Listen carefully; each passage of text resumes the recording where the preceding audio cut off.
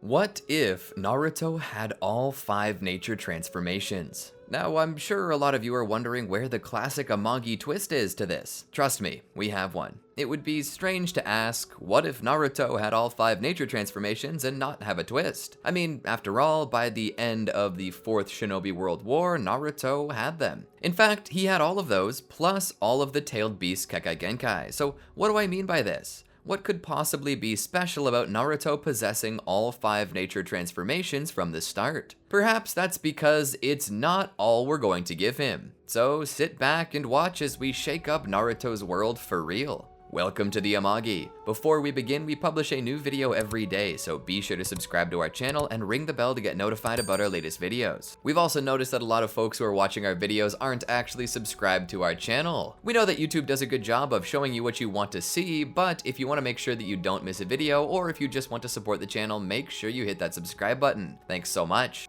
The Amagi's reach stretches beyond just this channel, so if you're a fan of us, please consider subscribing to our other channels and following us on all of our social media. Help us reach our goal of passing 100,000 followers on all of our accounts by the end of the year. Naruto Uzumaki, son of the 4th Hokage and the last Jinchuriki of the Nine Tails, stood on his balcony overlooking the village. The sun was rising in the east, same as it always did. Now, Naruto normally liked to sleep an extra hour before heading to the academy, but not today. Today, Naruto was excited. He had passed his final exams with flying colors and now would be assigned to a new team. He made his way down to the streets. He was a little nervous, but he was excited all the same. He began his walk toward the academy where he took a seat on the old swing. He sat there, his feet dangling, the wind gently pushing him back and forth as he waited. He saw Irika come to the door and open it, waiting for his former pupils to arrive for their official teaming. Seeing Naruto already there, he couldn't help but smile. He beckoned Naruto over to him. Leaving his seat, Naruto walked to Irika and followed him inside the facility. As they walked to the main room, Irika spoke with him. "I never doubted you for a moment, Naruto. You never did have any issues learning jutsu, and the vast amount of chakra you have is unreal. You were always a special ninja." Naruto blushed a bit but didn't speak. Irika continued, "From the moment you started utilizing ninjutsu, we watched your growth with interest. Our desire to find your chakra affinity showed us something we never saw before." Naruto entered the room with Irika. "I want to show you," Irika said. He pulled out a piece of paper. He sat on the desk in front of Naruto. "Take this paper by its edge and funnel your chakra through it." Naruto took the paper and did as was asked.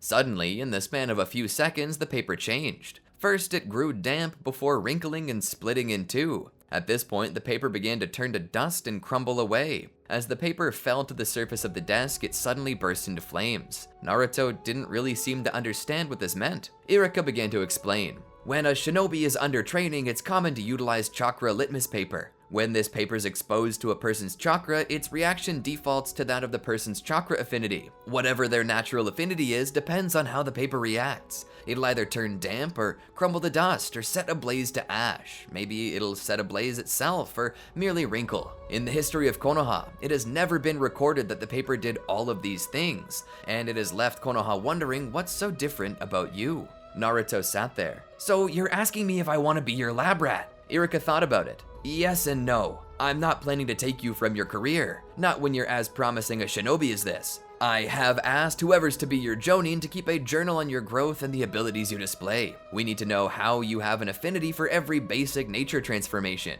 Even most jonin have to train for years on end to even make competent use of all 5, yet you're born with the natural ability to use them all. I want to understand why." Naruto nodded. "So all I have to do is let others keep track of my growth?" Irika nodded. "Yes, no responsibilities above your standard shinobi ones will be required of you." Naruto smiled. "I have no issue with that." Irika smiled. From that point, he and Naruto waited as more and more former pupils, now official genin, began to file into the room to take a seat. Among these were Sakura Haruno and Sasuke Uchiha. Naruto and Sasuke had quite the rivalry. You see, Sasuke was the last Uchiha, and he was obsessed with growing strong enough to kill his brother. He didn't have much interest in training with anyone since he was already on a totally different level, but Naruto he trained with. Naruto was the only one who could keep up with him and offer a challenge, so the two tended to spar quite a bit. No matter what Sasuke did though, Naruto was capable of countering it with any jutsu style he had, sort of like a Pokemon battle. "Oh, what's that? You're using fire release? Well, I'll use water release since it's super effective." Despite his natural prodigious talent and his high battle IQ, his actual IQ was pretty low. To that end, he was slower on the uptake of non-jutsu related materials, which led to him getting held back for a while, but that didn't leave Naruto as any less a formidable shinobi. In the moment, Naruto was dependable and reliable. Sasuke took his seat nearby. Not long after, Sakura showed up as well. The trio was all there. These three had yet to learn it, but their fates would be forever connected, and perhaps deep in their hearts, they secretly already believed that. As time passed on, the group would eventually be sent to meet their master together, and so they would wait. Of course, Naruto was trying to play tricks on him, obviously underestimating Kakashi. But to Naruto, it was Sasuke who was overestimating Kakashi. Sasuke hated the thought, but alas, he came to realize that Kakashi indeed does fall for this trick, though it's more of a case of, why should I have my guard up when meeting kids sort of situation. So in a way, neither of them really underestimated or overestimated him. They get to know each other and participate in a test. The test is to determine just how well the trio works together, and spoiler alert, it's not very well. The difference here is that Naruto is pretty broken now. He's basically already Chunin level easy, so they end up doing a lot better than before, but it's not like Kakashi can't handle them. It's a lot harder for him, and he can't simply play around with them. He attempts to cast Naruto under Genjutsu as he's obviously the biggest threat, but amazingly, the moment Naruto goes under, he comes right back out. This shocks Kakashi, but Sasuke tells him not to be. He tells Kakashi that he's even used his Sharingan on Naruto and it didn't faze him. Kakashi finds this fascinating. It seems that not only does Naruto have a natural affinity for the 5 basic nature transformations, but he appears to have an affinity for both yin release and yang release, which is how he's managed to fend off the effects of this genjutsu Kakashi just attempted to cast. In the end, nobody gets the bells, but Kakashi passes them anyway because he's such a swell guy. He then proceeds to write this discovery down in the book Iruka had given him. After this, he begins to prepare his team for the Land of Waves mission, as Naruto's constant whining has caught the ears of Hiruzen. So the team, along with their charge, leaves Konoha and begins their long trek back to the old fishing village with the Master Builder. The Demon Brothers seem to pop up out of nowhere, but light work is made of them by Sasuke and Naruto, the latter of which does not freeze as he has a good amount of confidence in his skills. Together, Sasuke and Naruto defeat the Demon Brothers, but Zabuza Momochi is a different story. He's not someone who can easily be defeated by them, and so Kakashi has to step in. But when he's captured, it's up to Sasuke and Naruto to defeat Zabuza and free him. Sasuke and Naruto have a plethora of different techniques to use. While Sasuke is mostly restricted to fire style at this point, as that's the natural release of the Uchiha, Naruto has all 5 plus yin and yang. This gives him greater range. Given that all they have to do is get Zabuza to let go of the water prison, this is a simple task for Naruto, who merely utilizes Earth Release Earth Style Wall to erect a wall between Zabuza and Kakashi. And if Zabuza attempts to jump over the wall, which he very well could, well, that's when Sasuke comes in with his fire release. Either way, Zabuza is going to have to let go of that prison, which signifies his defeat. It's then that Haku appears and helps Zabuza escape. From here, the crew makes their way to the village of Tezuna's origin, where they stay with him and his family. Given that Naruto doesn't really need to train, as he's already skilled at what he normally would be doing at this time, Naruto is free to take it a little easy. Due to this, however, Naruto never meets Haku, and also doesn't require extra sleep. This means that when Naruto is gone, Gato's men come and take Inari and Tsunami. Because both of these people have been taken, they never rally the village's forces against Gato, so it's down to Team 7 to pull this mission out of the fire. While they wait and protect the bridge workers, Gato's forces are gathering. The spearhead of this attack is Zabuza and Haku. The two of them appear and begin their assault, with Haku taking on Naruto and Sasuke, and Zabuza taking on Kakashi. For Zabuza and Kakashi, this mostly stays the same. For Naruto and Sasuke, things change a little. The demonic mirroring ice crystals technique goes up, and Sasuke finds himself unable to melt the mirrors with his fire style. Naruto, on the other hand, manages to actually do some damage to the mirrors with his own fire style that's packed to the brim with chakra, more than even Sasuke can manifest. With it, they manage to escape the ice crystals. Haku isn't just going to let them go though, so he appears out of nowhere, checking Senbon. Sasuke sees this with the benefit of his Sharingan and pushes Naruto out of the way, taking a Senbon to his calf muscle on his leg. Stumbling to the side, he goes down as he finds he can no longer feel his leg. Naruto calls out to him. Haku steps forward with a Senbon between his fingers. "Your friend is going to be okay, and you will too. I just need you to stay out of the way," Haku says. Naruto's fists clench as sweat drips from his brow. "Why are you doing this?" Haku looks to Zabuza and then back to Naruto. Orders are orders, I expect you to understand. Naruto vehemently shakes his head. No, I would never take orders that I know are wrong, I'm not a machine. Haku slightly tilts his head as Naruto speaks. If only we could all be so blessed as to have that choice. It may not be right, but it pleases what makes me happy, what gives my life purpose. If I have to die to accomplish my mission, then I'll do so with a smile on my face, without regrets. Haku throws his senbon at Naruto, who narrowly dodges it. As soon as his foot touches ground, Haku is beside him, kicking him away. Naruto rolls along the ground. Naruto! Sasuke calls out as he attempts to stand on his one good leg. Haku throws 3 more senbon, each striking different nerves in both arms and his remaining leg, causing Sasuke to fall. At first he felt pain, but now that had subsided into a dull throb inside of his numb limbs that felt like they were made of rubber. All Sasuke could do was watch. Naruto managed to get to his feet. He would pull a kunai from his shuriken pouch. More senbon are thrown, which he blocks with his kunai. Haku, with his incredible speed, rushes at Naruto and punches him in the gut, causing Naruto to skid back. Damn it, Naruto thinks to himself. He keeps blitzing me. He's so much faster than I am. What am I supposed to do? He thinks back to the many lessons he learned, and then he realizes it. He stands. He weaves hand signs, which seem to have no true immediate effect. Haku looks around. Your jutsu failed. Naruto merely smiles. Haku stands there. Just stay down this time and I won't hurt you anymore, I swear. Naruto shakes his head. Haku lets out a frustrated sigh. Fine then. He rushes Naruto to strike him, but suddenly he finds he can't stop. Naruto just steps out of the way. Haku skids to the edge of the bridge and falls over the side. Naruto smiles. Did you think you were the only one who could use ice? All I had to do was mix water and wind to recreate the same effects. I call it ice style, black ice skid marks. That's a dumb name, Sasuke calls out to Naruto. As this happens, Zabuza is on the ropes, and at that moment, it's over. Kakashi unleashes his Chidori and manages to kill Zabuza. Zabuza goes down, and with Zabuza dead, it seems like the threat is over, right?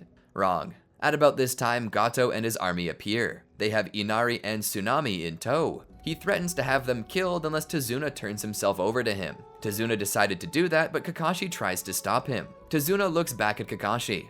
Young man, I am old. Very old and very tired. Inari there is innocent and young. He has his whole life ahead of him. If I sacrifice my useless life to preserve his, I have no issue with this. Tazuna makes his way closer to Gato. At that time, Haku appears over the side of the bridge and kicks away the guards holding Inari and Tsunami. Gato looks over. Haku, what are you doing?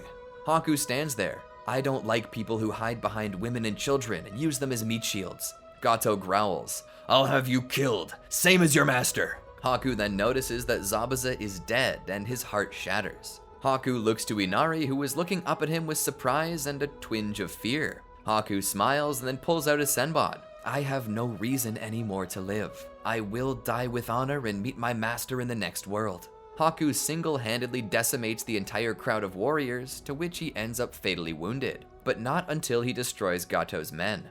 As Gato lays there dead, Haku smiles as he heaves a breath. I never hated working for you.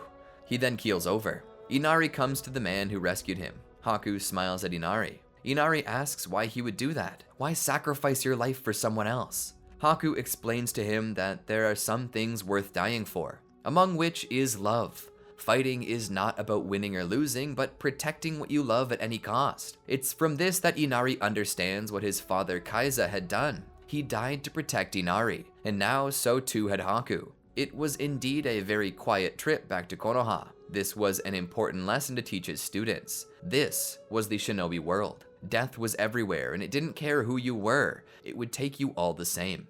Returning to the village, however, they would learn that the Chunin exams are set to begin, and after some urging from Kakashi, Team 7 joins. The first test goes pretty much the same because, as you know, there is no change to Naruto's mental capacity, and therefore he remains quite dumb. And because of this, everything about the test remains the same. When they get to the Forest of Death, however, things happen a little differently. First off, despite Naruto getting separated from the group while he does his business, he manages to catch up quickly where he has a spat with the imposter Naruto. Sasuke and Sakura are confused as to who could be the real Naruto. Naruto would then defeat the imposter, displaying many techniques and types that aren't present in everyone. This helps him prove who he is to his team. And so the three continue on their way until they're stopped by Orochimaru. Now, I know what you're thinking. He wants Naruto, right? Well, he doesn't. He doesn't give 3 craps about Naruto. Oh, you can utilize all 5 nature transformations plus yin and yang? Whoop-de-doo, Orochimaru can do that too. He was here for Sasuke. You see, Sasuke still has the Sharingan.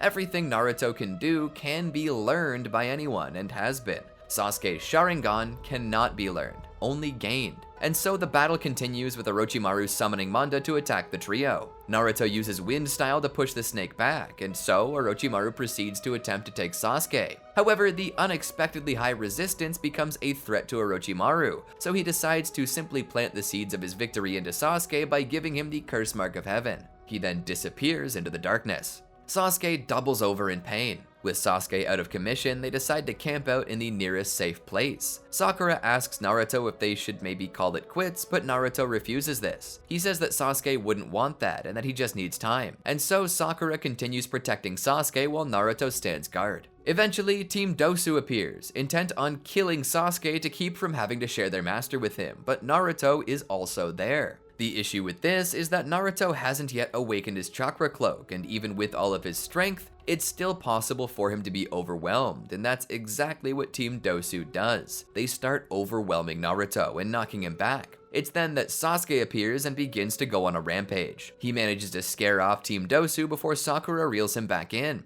After calming down and regrouping, the team proceeds to search for the scroll they need to pass the test and succeed. They then make it to the center of the Forest of Death, where they plan to have exhibition matches to further thin out the herd. Naruto has no issue beating Kiba and Akamaru, but Sasuke has a bit more of an issue beating his opponent, while Sakura still gets stuck with a double knockout between her and Ino. After this, we see our heroes take a month off to train and rest for the next rounds. During this time, Naruto comes into contact with Jiraiya, who recognizes Naruto not only as Minato's son, but as the Jinchuriki of the Nine Tails. And so, Jiraiya takes it upon himself to train Naruto up good. Naruto trains for a while under Jiraiya, where the old man comes to learn that Naruto not only had not awakened the beast's power, but also had no idea that he was the vessel of the Nine Tails. Naruto suddenly begins to believe that everything he's gone through, every dirty stare and mistreatment he's suffered, was because of something he didn't even know about. Jiraiya apologizes for not being there and explains that he was busy with his own missions. Jiraiya takes Naruto aside and begins teaching him how to awaken his tailed beast cloak. During this time, Naruto meets Kurama for the first time in his subconscious. But from their first interaction, Naruto approaches the beast with confidence and willpower.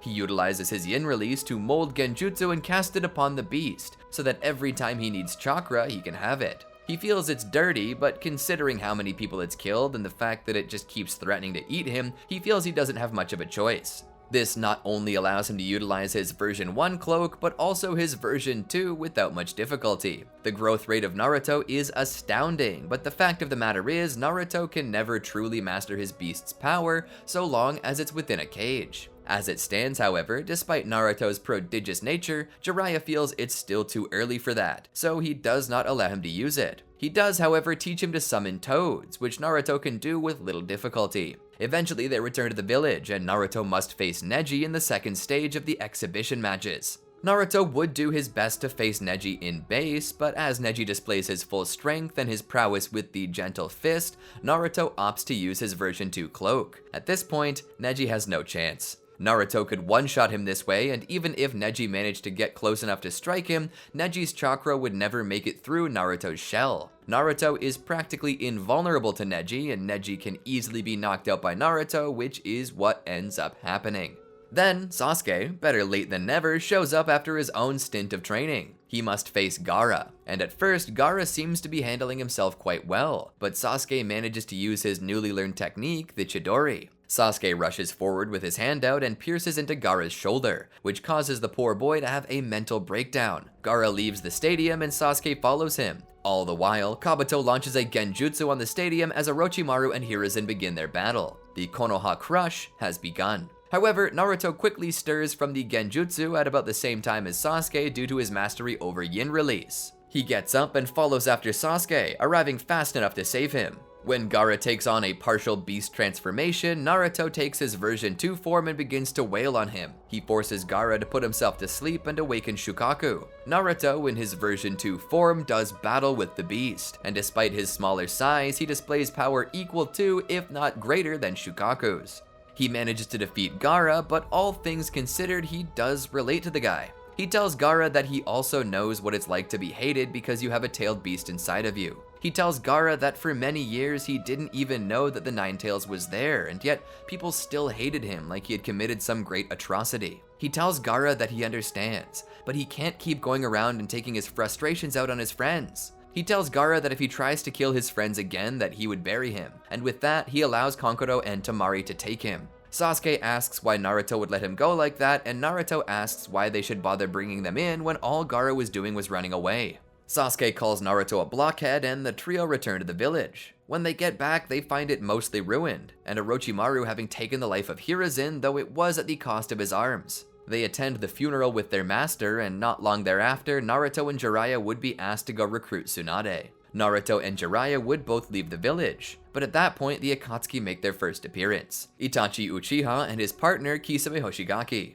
The two interrogate Kakashi and place him under Genjutsu and proceed to pursue Naruto. Sasuke, however, learns about this and chases them down to confront his brother. Eventually, the Akatsuki catch up with Naruto, and Jiraiya catches on quickly enough to defend him. Sasuke shows up, but during his fight with Itachi, gets his wrist broken and cast under Tsukiyomi. Might Guy shows up to save the day, the combined might of Jiraiya and Guy being enough to drive Kisame and Itachi off. Might Guy brings the unconscious Sasuke with him back to Konoha as Naruto and Jiraiya continue on their way. Jiraiya leads Naruto to the settlement where Tsunade lives to try and bring her back with him to the village, but she refuses, stating that she doesn't want to be Hokage. As it's revealed later, Tsunade had been contacted by Orochimaru, who had asked her to heal his arms. Jiraiya warns her against this, telling her that if she joins Orochimaru, he'll have to kill her. Regardless, Tsunade goes to meet with Orochimaru. She plans to actually kill him, but instead fails and a battle breaks out to which Jiraiya and Naruto join in. Together, the three of them battle with Orochimaru and Kabuto. Naruto's abilities put him on par with Kabuto, and with his version 2 chakra cloak, he manages to survive and knock the bespectacled ninja out. With Kabuto down, Orochimaru decides to make a strategic retreat. From here, Tsunade agrees to return to Konoha and to lead the village. Tsunade returns to heal both Sasuke and Kakashi. It isn't long after this that Sasuke is visited by the Sound Four, who give him both the carrot and the stick by beating him up to show him how weak he is and then tell him how he can grow even stronger. They decide to take Sasuke out of the village. The day after, however, Naruto and many other shinobi form a team with which to bring Sasuke back to the village. Naruto rushes off with his friends, where they catch up with the Sound Four. Shikamaru, Choji, Neji, Kiba, and Akamaru make Naruto a path forward. And as Naruto's about to be stopped by Kimimaro, Rock Lee and his ninja pal Gaara show up to take Naruto's place. Naruto rushes off after Sasuke, where he meets him at the Valley of the End and asks why Sasuke is leaving. Sasuke says he won't grow stronger in Konoha and that Naruto wouldn't understand. This leads to a battle between the two. And though Sasuke has indeed grown stronger, he hasn't grown quite strong enough to handle Naruto in his version 2 tailed beast cloak. Naruto manages to knock Sasuke out. He stands above him and drags him to shore. It isn't much longer thereafter that Kakashi appears and secures the two. Kakashi then brings them back to Konoha with him, where Sasuke is once more admitted to the hospital, as is most of the Sasuke recovery squad. You can be sure that Sasuke gets chewed out by Kakashi, but the real worst of it comes when Tsunade shows up. She steps into the room. Even after everything I did in curing you of that genjutsu, you were intent to leave the village and join Orochimaru? Naruto tries to plead Sasuke's case. It's not like that, Granny Hokage. He was just trying to grow stronger and avenge his clan. Tsunade scoffs. Regardless, what he did was treason, attempting to leave this village and defect to a terrorist state standing in opposition to Konoha. If you were older, I would have you executed, or at least thrown in prison for the rest of your natural life. Consider yourself lucky that I'm merely expelling you from being a shinobi of belief. Now hold on, let's not be hasty, Jiraiya said as he stepped in. This is none of your business, Jiraiya, now leave. Jiraiya stands there with a smile. It involves my student, and therefore it involves me, he said, pointing at Naruto. He continues to help Naruto, speaking on behalf of Sasuke. I know what he did was bad, Tsunade, but he's just a kid. He's just trying to get stronger. Jiraiya steps closer. I say we don't strip him of his role as shinobi. Instead, let him train with both me and Naruto. If he wants to grow stronger so badly, then let him come with me and I'll make him the strongest he can possibly be. Tsunade thinks about this for a time and then nods. Alright, fine. But if he screws up like this again, his head will roll. She made her way to the door and looked back. And that's not a joke.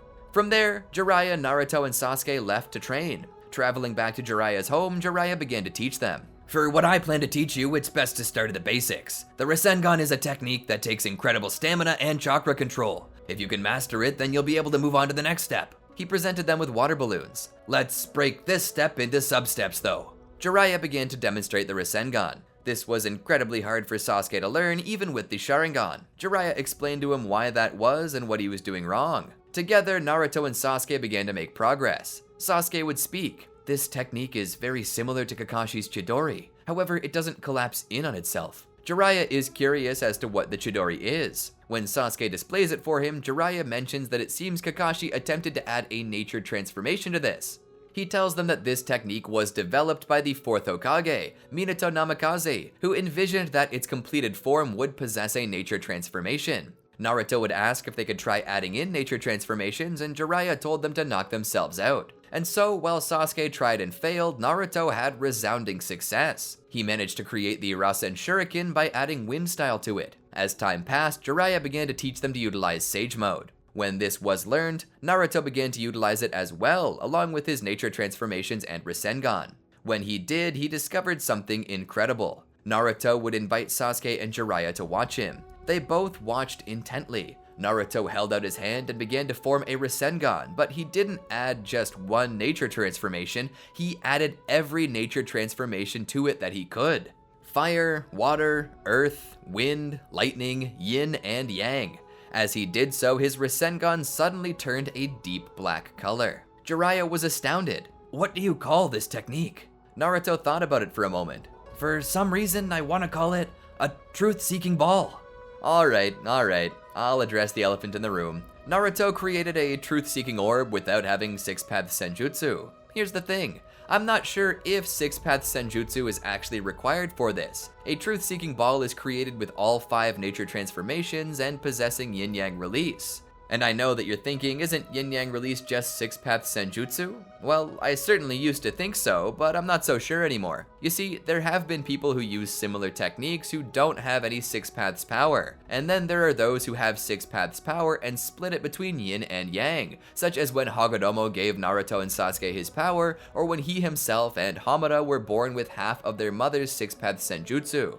It just doesn't make sense how six paths chakra can be yin-yang release and yet remain six paths chakra when split as yin to one and yang to the other. That suggests that six paths chakra can exist as yin or yang regardless. And as for the usage of yin-yang release, like when making a truth-seeking orb, we're actually shown that you can achieve the exact same thing by mixing yin and yang together. When the Sage of Six Paths used yin-yang release, creation of all things, he utilized, as you would guess, yin-yang release. However, it was explicitly stated that the Uchiha are capable of using Izanagi, of which it is stated to be a practical application of creation of all things technique. And the Izanagi only uses yin release and yang release, not yin-yang release. It's just like how Sasuke doesn't have the ice release Kekkei Genkai like Haku does, yet can create a knockoff version of it by using water release and wind release.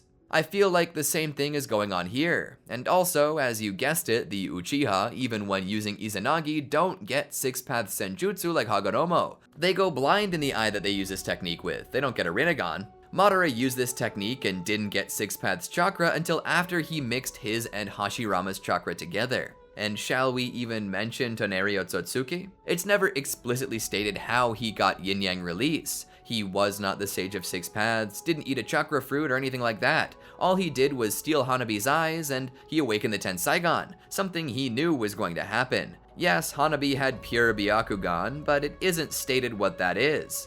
So for all we know, Toneri doesn't have six paths chakra and merely used Sage Mode along with yin release and yang release. But I don't know, this is one of the more confusing, underexplained parts of Naruto. I at least hope you enjoyed the story.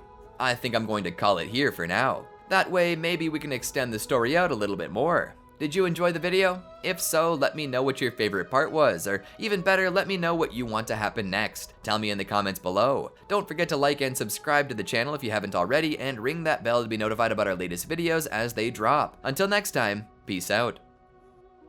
Did you enjoy our video? Well then be sure to check out these other great videos from the Amagi, and make sure to subscribe and ring the bell to get notified about our latest videos.